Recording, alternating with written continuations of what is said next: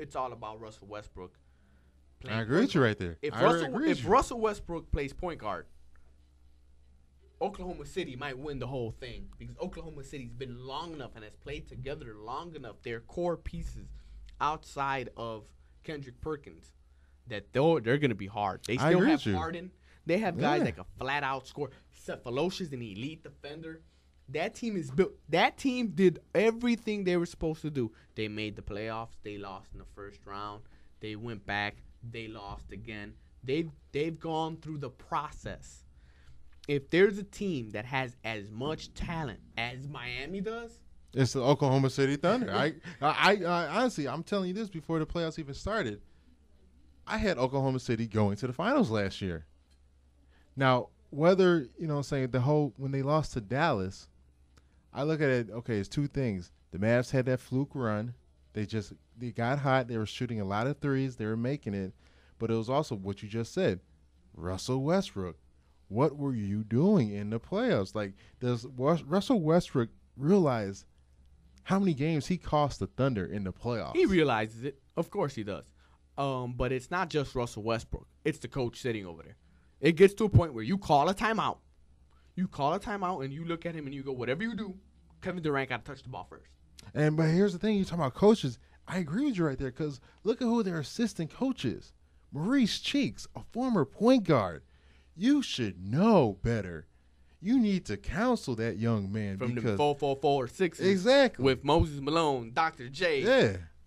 Like, Adrian, you need to coach that young boy. They had some teams, Andrew Toney. But the issue remains, can they see? Kevin Durant's the killer. He's the killer on that team if they allow him to be the killer. But will Russell Westbrook allow him to be the killer? Russell Westbrook, with all the talent he has, I think Russell Westbrook sees himself as Derrick Rose. He sees himself as Derrick Rose, and he goes, why can't it be me? Why not me? Why can't I be the MVP?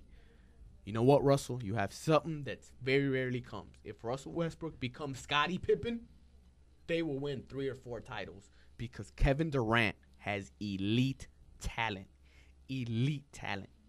And he's hungry for it. He's young enough for it. And people ignore him. People talk about LeBron, Kobe, Derrick Rose, all these other guys, Carmelo Anthony.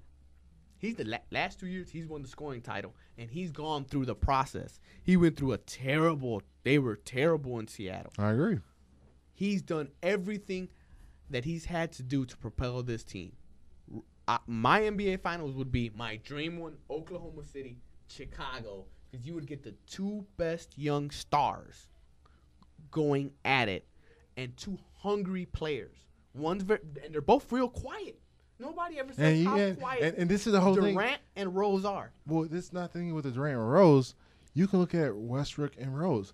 They train together in the offseason.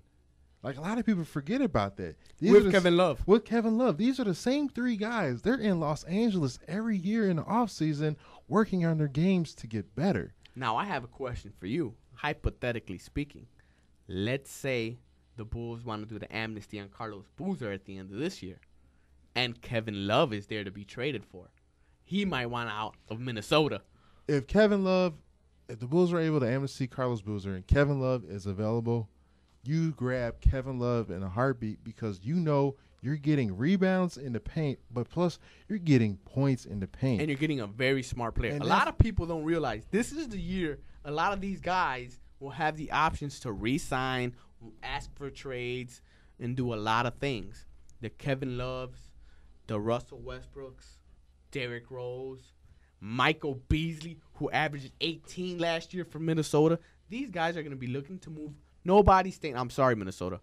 KG stood there for 10 years. Michael Beasley and Kevin Love are not staying there for 10 years. That's what I'm saying. Like, Minnesota might be one of those teams now. When we look back, they got the Target Center. They got 10 years. They got the Target Center. It's like, if we try to look in the future, maybe 6 years from now, we might not even see a Minnesota Timberwolves NBA team. But it's the economy too. People forget that it's the economy.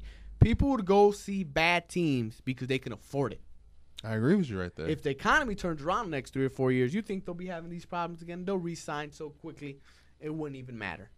Bad teams in bad markets, and I'm not saying they're bad markets. I'm just saying there's not enough money flowing through the city to contain them. That's why Sacramento's trying to go to Las Vegas. You might see Atlanta and St. Louis. A lot of these teams are going to be moving. I agree with you. And right there, that was Real Sports Talk Chicago. I'm sorry about that. It's your boy Juice Man right here. This is Dexter Martell. You guys have a wonderful day, and thank you for listening to us. See you tomorrow.